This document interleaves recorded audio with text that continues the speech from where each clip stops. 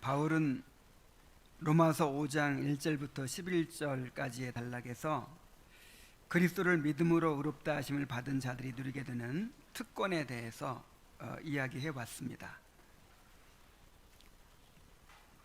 의롭다 하심을 받은 자들은 하나님과 화평을 누리고 하나님의 은혜에 들어감을 얻었으며 하나님의 영광을 바라고 즐거워한다고 했습니다. 뿐만 아니라 환난 중에도 즐거워하며 성령을 통해 우리 마음에 부어주시는 하나님의 사랑을 누리고 미래의 구원을 확신한다고 했습니다. 이제 바울은 마지막 11절에서 그뿐 아니라 라고 하면서 한 가지를 덧붙입니다. 그것은 바로 화목을 얻게 하신 우리 주 예수 그리스도로 말미암아 하나님 안에서 즐거워하느니라고 하는 것입니다. 하나님 안에서 즐거워하는 것. 전에도 제가 말씀드렸지만 여기서 즐거워하느니라고 번역된 카우코메노이라고 하는 단어의 1차적인 의미는 자랑하다입니다. 똑같은 단어가 2장 17절에서는 하나님을 자랑하며 라고 번역이 되어 있어요. 그러니까 이 카우코메노이라는 단어를 자랑하다라고 번역할 수 있고 또 즐거워하다라고 번역할 수도 있는 것이죠. 그러므로 이 말씀을 하나님 안에서 자랑하며 즐거워하느니라 이렇게 번역할 수도 있어요. 그런데 이 단락에서 우리가 지금 살피고 있는 5장 1절부터 11절까지의 단락에서 이 자랑하며 즐거워한다는 이 카우코메노이라는 단어가 3번이나 반복되고 있어요. 그리스도를 믿음으로 의롭다 하심을 받은 자들이 하나님 안에서 누리는 행복이 얼마나 풍성한 것인가를 보여주는 것입니다. 이제 5장 1절부터 11절까지의 단락의 마지막 구절인 이 11절을 통해서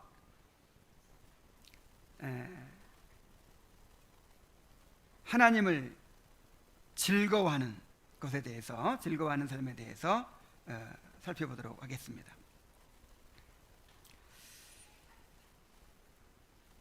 자, 믿음으로 의롭다 하심을 받은 자들은 하나님 안에서 즐거워한다 그랬는데 이 하나님 안에서 즐거워한다는 것이 무슨 뜻이겠습니까?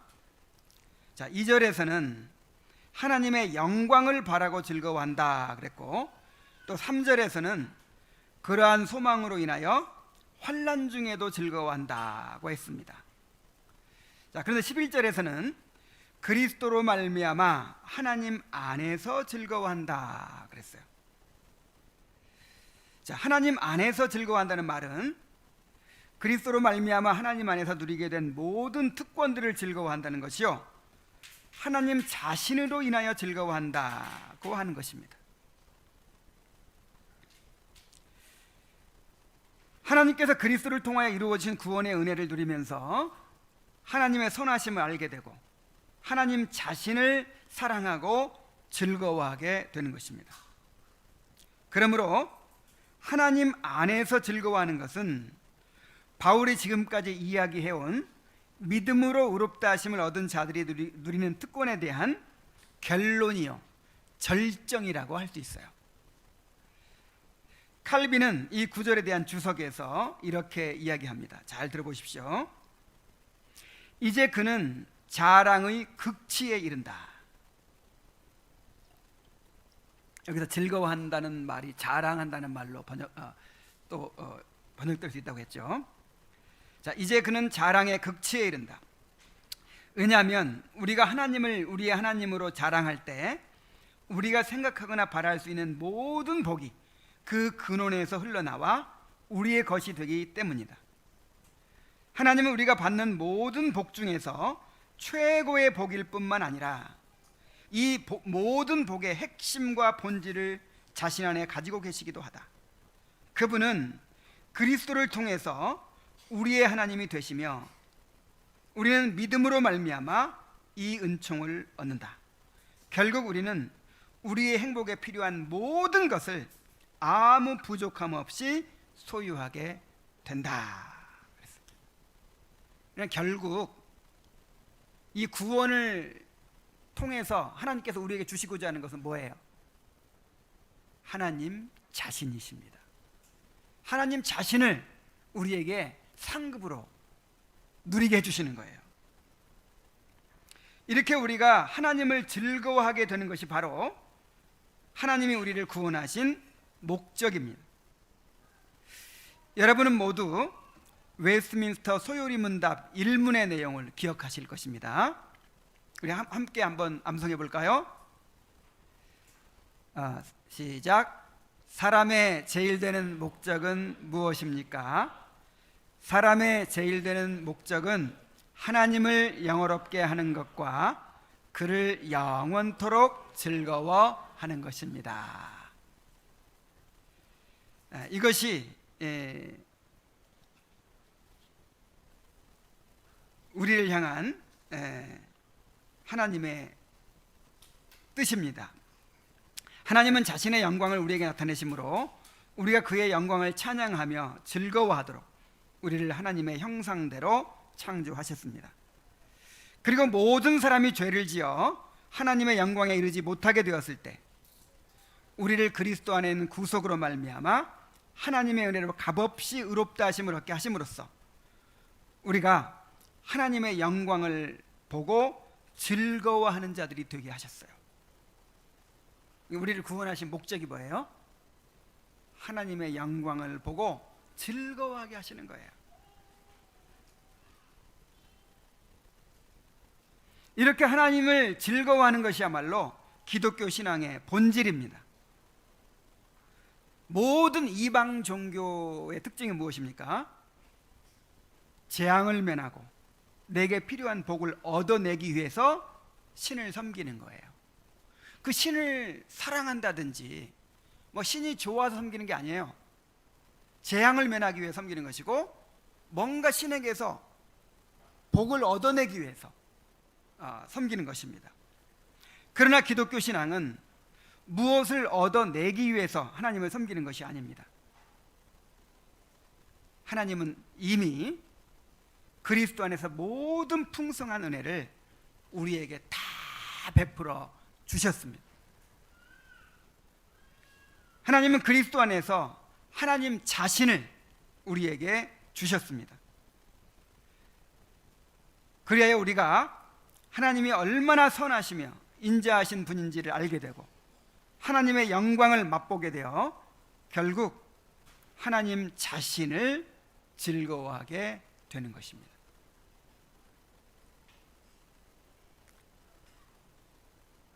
하나님을 즐거워하는 일이 우리 인생의 목적이에요.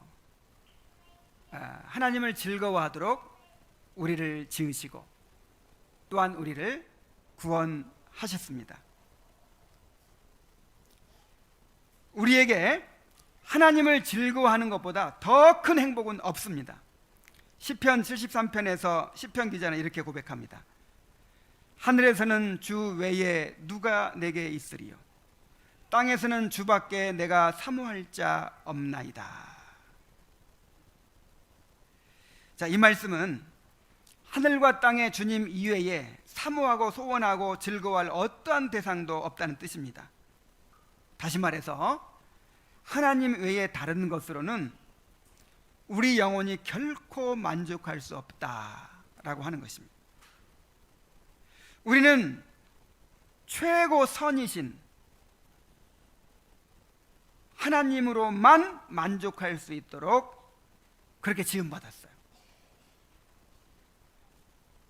우리 영혼이 갈망하는 완전한 사랑과 지혜와 능력과 영광이 오직 하나님 안에 있습니다. 오직 하나님만이 우리에게 참된 위로가 되시고 만족이 되시고 즐거움이 되십니다. 그래서 하나님을 즐거워하는 사람은 이 땅에서 경험하는 모든 환난과 고통을 능히 이겨낼 수가 있습니다. 자, 시편 기자는 또 이렇게 고백합니다. 시편 73편 26절에서 내 육체와 마음은 쇠약하나 하나님은 내 마음의 반석이시요 영원한 분깃이시라 그랬어요.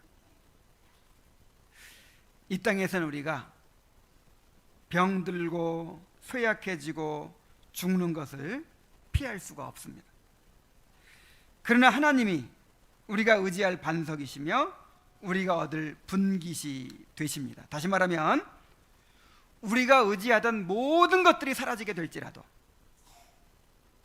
우리 하나님이 결국 우리의 생명이 되시고 우리의 분깃이 되시고 우리의 영광이 되시고 우리의 영원한 복락이 되신다라고 하는 것입니다. 그러므로 우리가 하나님을 즐거워할 때 우리에게 다가오는 어떠한 환난과 고통도 다 이겨낼 수가 있는 것입니다. 우리는 하나님을 즐거워할 때 죄를 이길 수가 있습니다. 우리가 죄를 떨쳐버리지 못하는 이유는 죄를 즐거워하기 때문이에요. 죄를 사랑하기 때문이에요. 우리의 부패한 본성으로 인해서 우리는 끊임없이 죄에 이끌립니다. 우리가 어떻게 하면 이 죄를 이길 수 있습니까? 하나님 안에서 누리는 탁월한 만족 때문에 죄가 싫어지기 전에는 결코 이 죄를 이길 수가 없어요. 이 하나님을 즐거워할 줄 아는 사람만이 죄를 이깁니다. 하나님을 즐거워하는 것보다 더 큰 행복이 없어요. 그런데 무엇이 이 복을 막죠? 죄가 막잖아요. 죄가 하나님과의 교제를 막잖아요. 그래서 하나님을 즐거워할 줄 아는 사람은 이 죄가 싫어집니다. 죄를 미워하게 됩니다.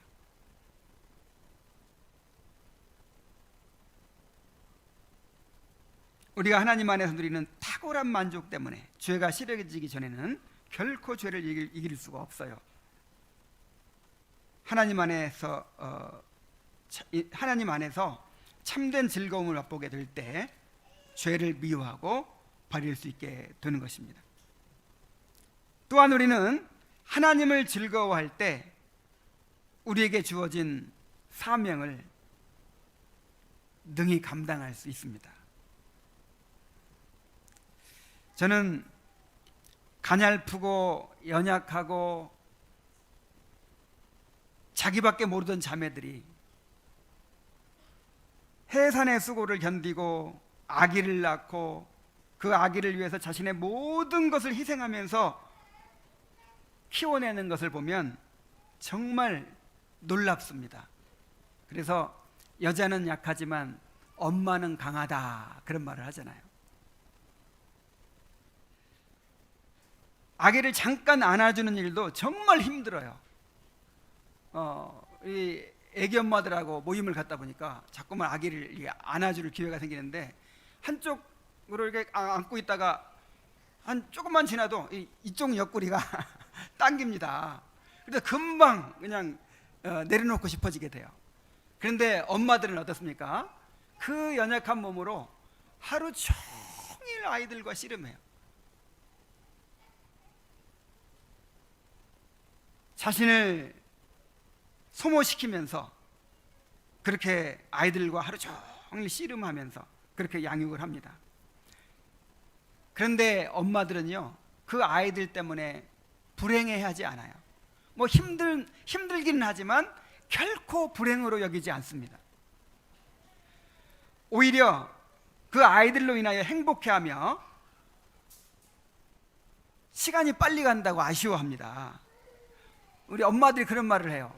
아이가 너무 빨리 크고 있대요. 너무 아쉽다는 거예요. 그 시간이 가는 것이. 왜 그렇습니까? 그 아이를 사랑하기 때문입니다. 그 아이를 즐거워하기 때문입니다. 이 아이 키우는 게 엄청난 수고와 희생인데 그것이 즐거움이고 그것이 행복이기 때문에 그 어려움을 이겨내는 거예요. 우리가 주님을 섬기는 것도 이와 같습니다. 주님은 우리에게 자기를 부인하고 자기 십자가를 지고 나를 따르라고 말씀하셨습니다. 나를 부인해야 하는 거, 그 다음에 자기 십자가를 진다는 것은 너무나도 힘들고 어려운 일이에요. 내가 죽는 일이에요. 나를 포기해야만 되는 일이에요. 그러나 그것이 우리에게 즐거움이 될 수 있다는 거예요. 자, 아우구스티누스는 주님을 사랑하는 사람에게는 십자가가 새에게 있어 날개와 같다 그랬어요. 여러분, 새에 날개가 없으면 어떨까요? 얼마나 가볍고 좋을까요? 날아갈 것 같겠죠? 무거운 날개를 척 붙여놓으면 얼마나 그게 짐이 되겠어요. 그런데 그 날개 때문에 창공을 날아다닙니다. 자유롭게 날아다녀요. 그것처럼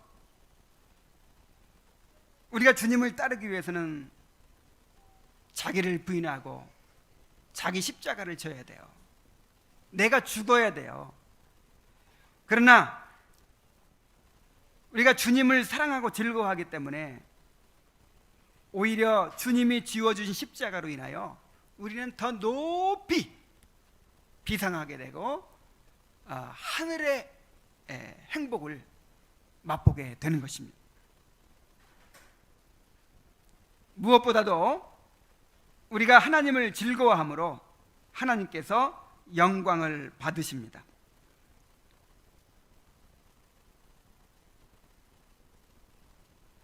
하나님을 영화롭게 하는 것과 하나님을 즐거워하는 것은 서로 연관이 되어 있어요.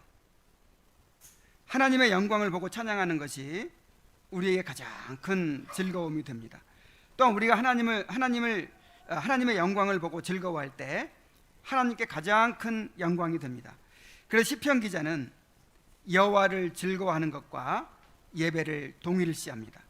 시편 30편 11절에 보면은 너희 의인들아 여호와를 기뻐하며 즐거워할지어다. 마음이 정직한 너희들아 다 즐거이 외칠지어다 그랬어요.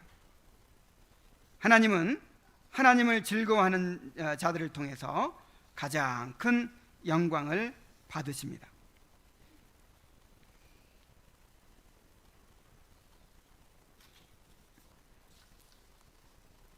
자, 우리가 어떻게 하나님을 즐거워할 수 있을까요?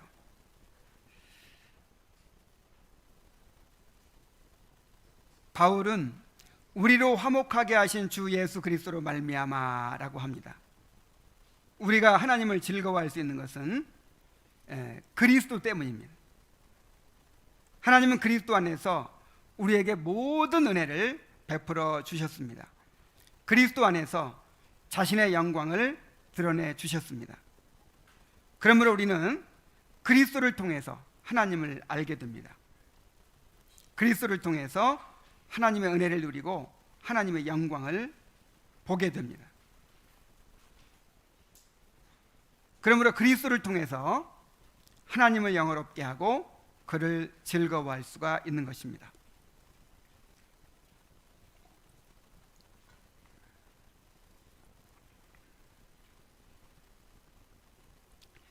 그런데 예수를 믿는다고 하면서도 하나님을 즐거워하지 못하는 것은 그리스도를 바라보지 못하기 때문입니다. 그리스도를 믿음으로 값없이 의롭다 하심을 받게 되는 이신칭의의 원리를 제대로 이해하지 못하기 때문입니다. 교회를 오래 다니면서도 아직도 자기의 자기 자랑이 깨어지지 않은 사람들이 있습니다. 이런 사람들은 항상 내가 어떤 사람이고 내가 무슨 일을 했는지에 대하여 집중합니다.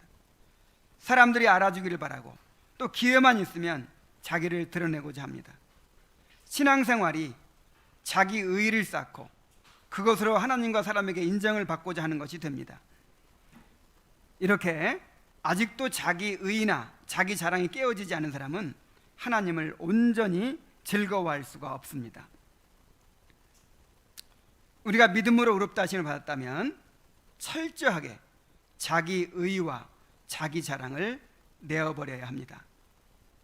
자신의 전적인 부패와 무능을 깨닫고 오직 그리스도의 공로를 힘입어서 의롭다 하심을 받았기 때문에 우리는 자신의 의를 내세우고 자랑할 수가 없는 것입니다. 자, 바울의 고백을 들어보십시오.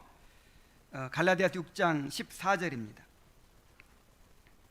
그러나 내게는 우리 주 예수 그리스도의 십자가 외에 결코 자랑할 것이 없으니 그리스도로 말미암아 세상이 나를 대하여 십자가에 못 박히고 내가 또한 세상을 대하여 그러하니라. 자, 바울은 자기가 자랑하고 내세우던 모든 것들을 다 해로 여기고 배설물로 여긴다고 했습니다. 그 이유는 그리스도를 얻고 그 안에서 발견되고자 하며 자신이 가진 의가 율법에서 난 것이 아니요 그리스도를 믿음으로 난 것이기 때문이라고 했습니다. 자, 우리가 이렇게 되어야 합니다. 신앙생활을 할수록 우리 자신의 의를 쌓아가는 것이 아니라 오히려 우리의 죄를 깨닫고 점점 우리 자신의 의가 자랑이 철저하게 깨어져야 합니다. 그리하여 오직 그리스도만을 자랑하고 하나님만을 즐거워하는 사람이 되어야 합니다. 또 이와 반대로 어떤 사람들은 자신의 부족함만을 바라보기 때문에 그리스도를 바라보지 못하는 경우도 있습니다. 그리스도를 바라보는 대신 자신의 죄와 부족함만을 바라보고 실망하고 좌절하는 사람들이 있어요. 이것은 결코 겸손이 아니죠.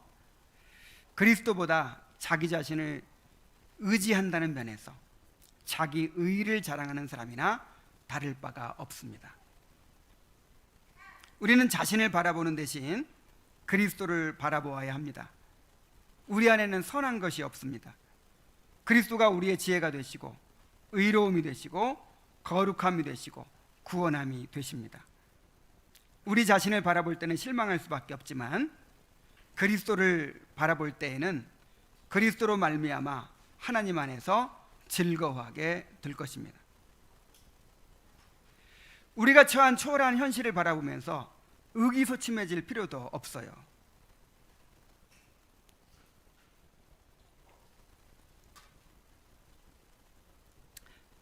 요즘에 창세기 강의를 하고 있는데 그 창세기 46장에 보면은 애굽에 이른 야곱의 가족이 70명이라 그랬어요. 이 70명이 당시 세계 유일의 교회였습니다. 하나님은 이 70명의 적은 무리를 애굽으로 인도하시고 이 70명의 적은 무리를 위해서 애굽을 움직이셨어요. 그리고 모든 나라를 움직이셨습니다. 이 70명의 적은 무리를 중심으로 세계가 움직이는 거예요. 그리고 이들을 통해서 장차 장정만 60만이나 되는 이스라엘 민족이 형성되었습니다. 저는 이 70명의 명단을 보면서 우리 교회를 생각했습니다. 우리 교회는 50명도 채 안 되는 작은 공동체입니다. 그런데 저는 이 말씀을 준비하면서 이 숫자가 주님께 결코 적은 숫자가 아니라는 생각이 들었어요. 한때는 70명이 전 세계 교회 전체였는데, 그리고 그 사람들이 다 뭐 하는 사람들이었어요? 애굽에 들어갔는데 애굽 사람들이 천하게 여겨가지고 상대도 안 하는 목자들이었잖아요. 목동들. 자, 우리 교회는 50명도 채 안 되는 작은 공동체입니다. 자, 한때는 70명이 전 세계 교회 총수였는데 50명도 작은 게 아니죠.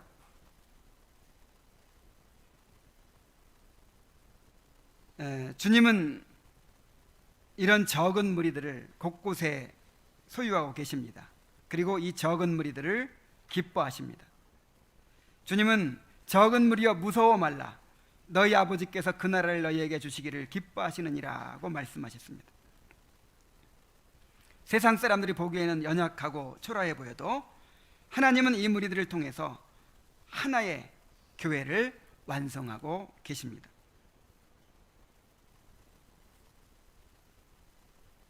자, 그런가 하면 하나님 자신을 즐거워하기보다도 하나님을 통해 누리는 이 땅의 복을 더 큰 즐거움으로 삼는 사람들도 있어요. 이 땅에서 잘되고 형통하게 되는 것, 이 땅에서 풍요를 누리고 즐거움을 누리는 것을 자신의 행복으로 추구하는 것입니다. 물론 우리가 누리는 모든 것들은 다 하나님께로부터 온 것입니다. 하나님께 감사하고 하나님의 선하심을 찬양해야 합니다. 그러나 그것 자체를 우리의 행복으로 삼아서는 안 됩니다.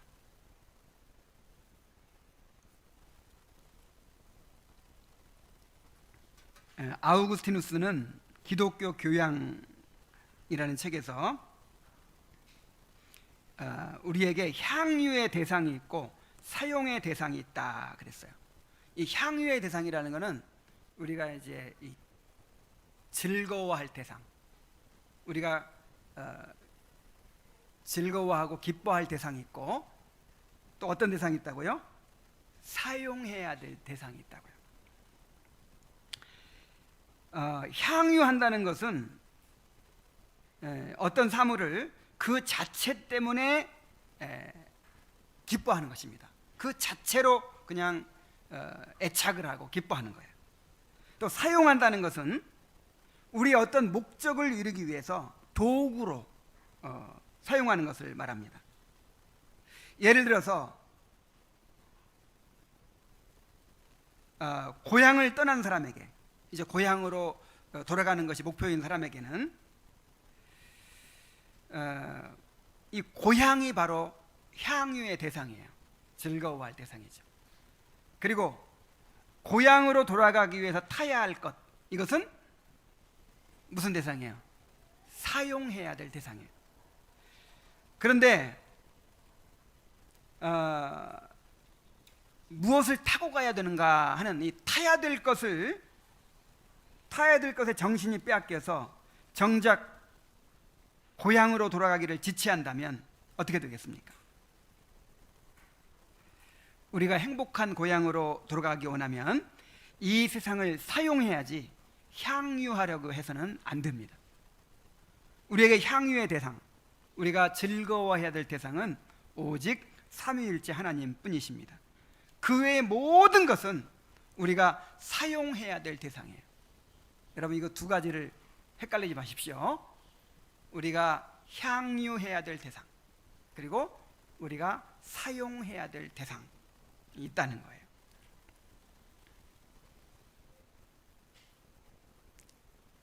아우구스티누스는 이렇게 기도했어요. 당신은 우리 인간의 마음을 움직여 당신을 찬양하고 즐기게 하십니다. 당신은 우리를 당신을 향해서 살도록 창조하셨으므로 우리 마음이 당신 안에서 쉴 때까지는 쉴 수 없나이다.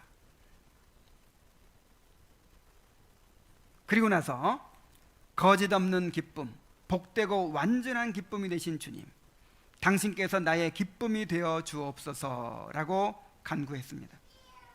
이것이 우리의 소원이 되어야 합니다.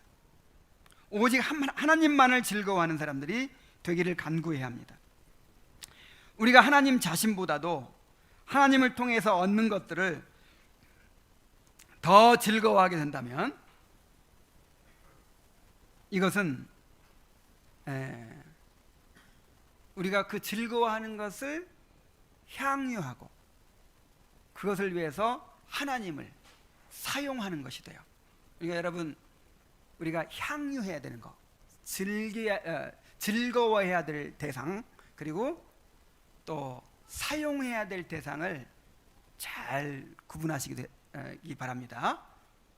자, 우리가 향유해야 될 대상, 즐거워해야 될 대상은 누구밖에 없어요? 오직 하나님밖에 없어요. 하나님이 목적이에요. 우리의 목적이고 우리의 즐거움이고 우리의 행복이에요. 이것을 그 하나님을 즐거워하기 위해서 나머지 모든 것들이 다 사용되는 것입니다. 사용해야 될 대상, 또 향유해야 될 대상을 명확히 구분하시기 바랍니다.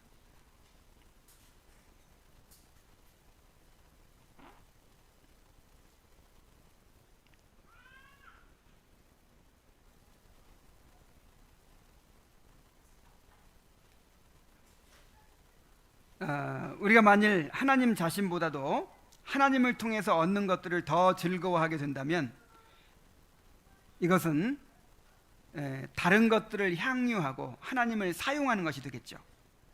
다시 말해서 하나님 자신을 나의 목적으로 삼는 것이 아니라 어떤 목적을 위해서 하나님을 사용하는 것이 되겠죠. 이용하는 것이 되겠죠.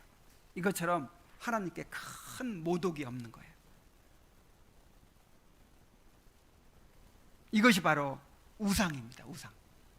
내가 하나님 말고 목적으로 삼고 있는 것, 내가 하나님 말고 행복으로 삼고 있는 것, 나의 즐거움으로 삼고 있는 것, 이것이 우상이에요. 모든 우상을 내어버리고 오직 하나님 자신만을 즐거워하는 사람들이 되시기 바랍니다. 자, 이제 결론을 맺겠습니다. 하나님은 우리를 하나님을 즐거워하는 사람들로 빚어가고 계십니다. 하나님은 우리가 오직 하나님을 즐거워하는 사람들이 되게 하기 위해서 이 땅의 즐거움을 제한하기도 하십니다. 칼빈의 표현을 빌면 하나님은 우리의 기쁨에 물을 타십니다. 그러니까 이 땅의 것들로 완전한 만족을 얻지 못하게 하신다는 거예요. 왜요? 우리의 만족은 오직 하나님께 있기 때문에 하나님으로 만족하도록 우리를 지으셨고 하나님으로만 만족하도록 우리를 구원하셨기 때문에 우리가 이 땅에 있는 것들을 만족으로 삼고 추구하지 못하도록 우리의 기쁨에 뭘 타셨다? 물을 타셨다.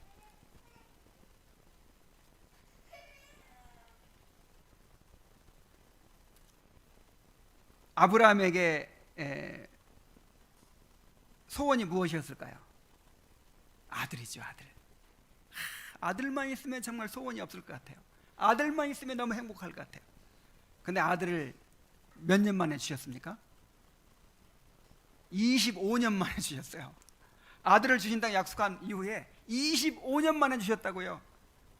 그리고 주셔놓고도 도로 바치라고 시험을 하십니다. 이것을 통해 우리가 알 수 있어요.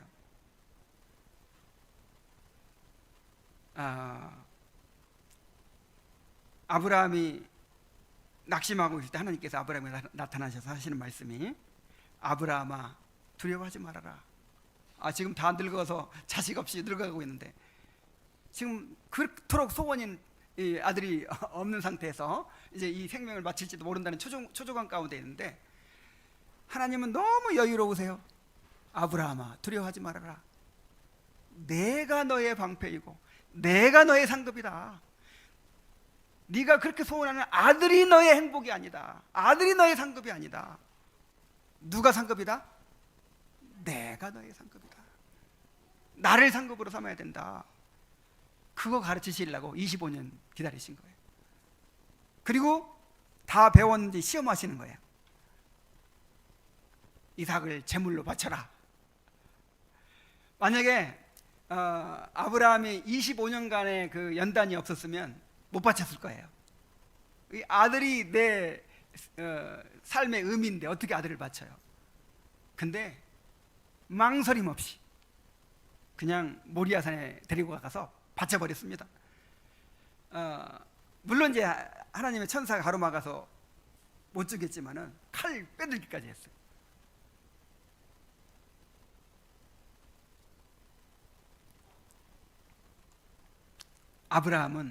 아브라함이 배운 것이 무엇입니까?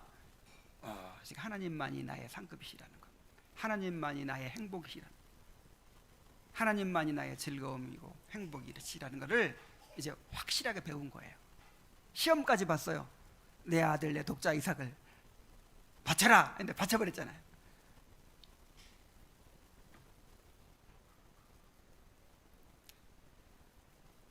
우리가 하나님을 통해서 얻게 되는 무엇이 아니라 하나님 자신을 우리의 상급으로 삼고 즐거워하는 사람이 되어야 합니다. 이렇게 이 땅에서부터 하나님을 즐거워하는 사람이 장차 천국에서 영원히 하나님의 영광을 찬양하며 즐거워하는 사람이 될 것입니다. 하나님을 즐거워하는 사람이 될 수 있게 해달라고 기도합시다. 우리 잠깐 동안 정말 하나님만을 즐거워하는, 하나님을 나의 상급으로 삼고 즐거워하는 사람이 될 수 있도록 해달라고 우리 한 1분 동안 각자 기도하겠습니다. 하나님 아버지, 하나님께서 우리를 구원하신 것은 하나님을 즐거워하는 사람이 되도록 하신 것입니다. 하나님을 우리의 상급으로 주시고자 하신 것입니다. 하나님 아버지, 참으로 우리가 하나님을 즐거워하는 사람이 되게 해주시옵소서. 하나님만으로 만족하는 사람이 되게 해주시옵소서. 그래서 우리 영혼의 소원이 만족하게 될 수 있도록 인도해 주시고 영원히 방황하지 않고 흔들리지 않는 그런 사람이 될 수 있도록 인도하여 주시옵소서. 예수님의 이름으로 기도하옵나이다. 아멘.